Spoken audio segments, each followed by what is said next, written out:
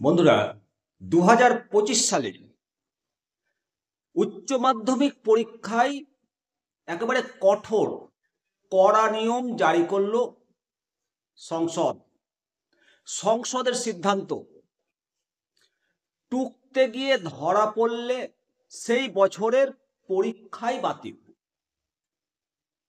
এই বছরে উচ্চ মাধ্যমিক পরীক্ষায় কড়া নিয়ম জারি হলো।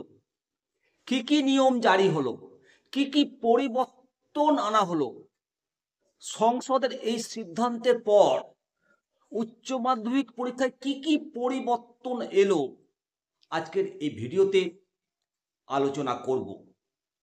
উচ্চ মাধ্যমিক পরীক্ষায় কড়া নিয়ম জারি করা নিয়ে সংসদের বিস্তারিত সিদ্ধান্ত আজকে আপনাদের সামনে তুলে ধরব।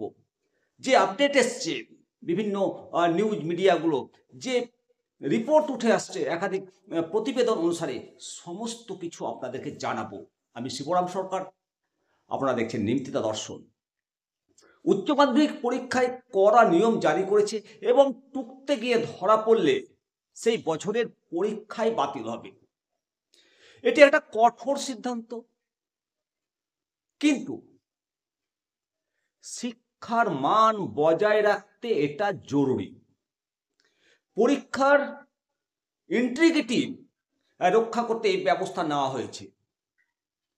শিক্ষার্থীরা যদি টুকতে গিয়ে ধরা পড়েন তাহলে তাদের সমস্ত পরীক্ষা বাতিল হয়ে যাবে। এর ফলে শিক্ষার্থীদের মধ্যে এক ধরনের সচেতনতা সৃষ্টি হবে এবং তারা সৎভাবে পরীক্ষায় অংশগ্রহণ করার মানসিকতা তৈরি করবে। নিঃসন্দেহে বলতে হয় যে ভালো শিক্ষার পরিবেশ গড়ে তোলার জন্য এই নিয়ম অত্যন্ত গুরুত্বপূর্ণ। এই নিয়ম দরকার ছিল এবং পরীক্ষায় সৎভাবে অংশগ্রহণ করার জন্য শিক্ষার্থীদের সামনে একটা নতুন দিগন্ত খুলে দেবে। এখন থেকে শিক্ষার্থীদের সতর্ক হতে হবে এবং এই কঠোর নিয়মের প্রতি সম্মান জানাতে হবে। আজকে যে খবর উঠে এসেছে উচ্চ মাধ্যমিক শিক্ষা সংসদের তরফ থেকে, এই কঠোর নিয়ম বলবৎ করার জন্য একাধিক নির্দেশিকা দিয়েছে সংসদ। নির্দেশিকায় যেটা খবরে প্রকাশ, যে পরীক্ষা কেন্দ্রে প্রত্যেক ঘরে 2 জন করে ইনভিজিলেটর থাকবেন, পর্যবেক্ষক থাকা বাধ্যতামূলক। প্রতিটা ঘরে 2 জন করে পর্যবেক্ষক থাকা বাধ্যতামূলক এবং 25 জন পরীক্ষার্থী পিছু 1 জন করে পর্যবেক্ষক রাখতে হবে। কোনো ঘরে যদি পরীক্ষার্থীর সংখ্যা 50-এর বেশি হয় তাহলে সেখানে 3 জন পর্যবেক্ষক থাকবে।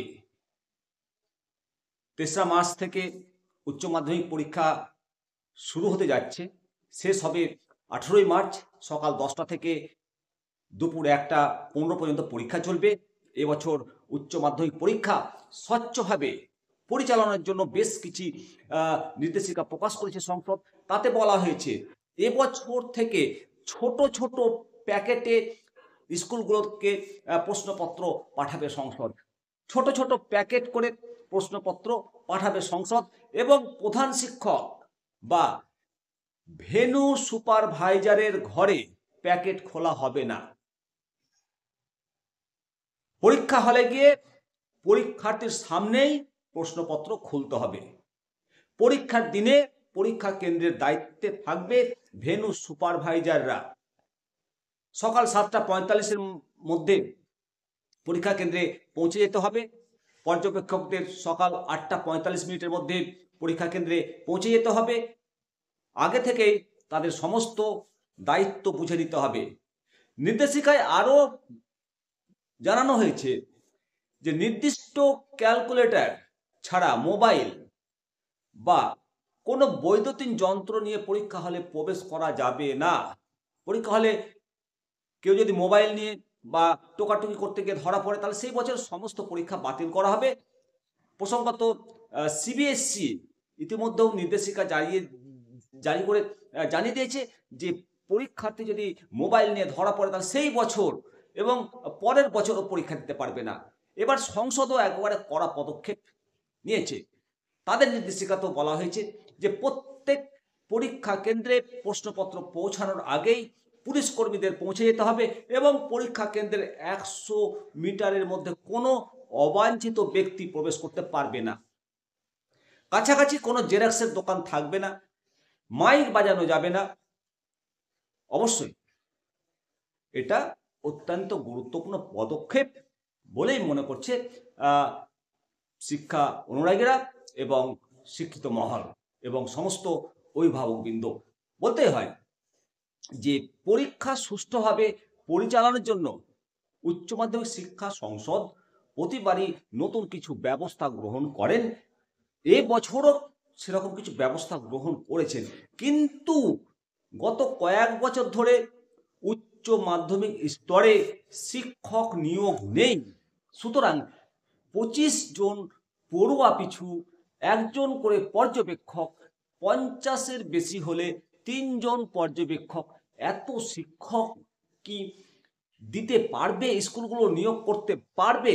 এত পর্যবেক্ষক নিয়োগ করতে হলে অন্য স্কুল থেকে শিক্ষক আনতে হবে, এটা বলতেই হয়। এবং এই সরকারের উচ্চ মাধ্যমিক স্তরে আরও শিক্ষক নিয়োগ করা উচিত বলেই মনে করা হয়। অতএব এই 2025-এর উচ্চ মাধ্যমিক শিক্ষা বিভাগের যে শিক্ষা সংক্রান্ত যে সংকট, সেটা শিক্ষক নিয়োগ। এই শিক্ষক না নিয়োগ হলে তাদেরকে মাধ্যমিক স্তরের শিক্ষক বা অন্য বিদ্যালয় থেকে বা প্রাথমিক থেকেও শিক্ষক এনে ডিউটির নজির রয়েছে। এবছরও অন্যান্য স্কুল থেকে শিক্ষকদের ইনভিজিলেটরের দায়িত্ব, পর্যবেক্ষকের দায়িত্ব পালন করাতে হবে। তাহলে সমস্ত কিছুই সুষ্ঠুভাবে পরিচালনা করতে গেলে আগে শিক্ষক নিয়োগ দরকার এবং সুষ্ঠুভাবে পরীক্ষা হোক। একটিও টোকাটুকি পরীক্ষা হলে বরদাস্ত নয় এবং পরীক্ষা হলে একেবারে ভয়মুক্ত, ভীতিমুক্ত এনভায়রনমেন্ট তৈরি করুক সংসদ এবং প্রতিটা পরীক্ষার্থী যেন স্বচ্ছন্দে পরীক্ষা দিতে পারে এবং একটিও মোবাইল ডিভাইস পরীক্ষা হলে যেন নিয়ে প্রবেশ করতে না পারে। এবং এই ব্যাপারে আরও জোরদার প্রচার করা উচিত যে টোকাটুকি করে ধরা পড়লে সমস্ত পরীক্ষা বাদ করা হবে।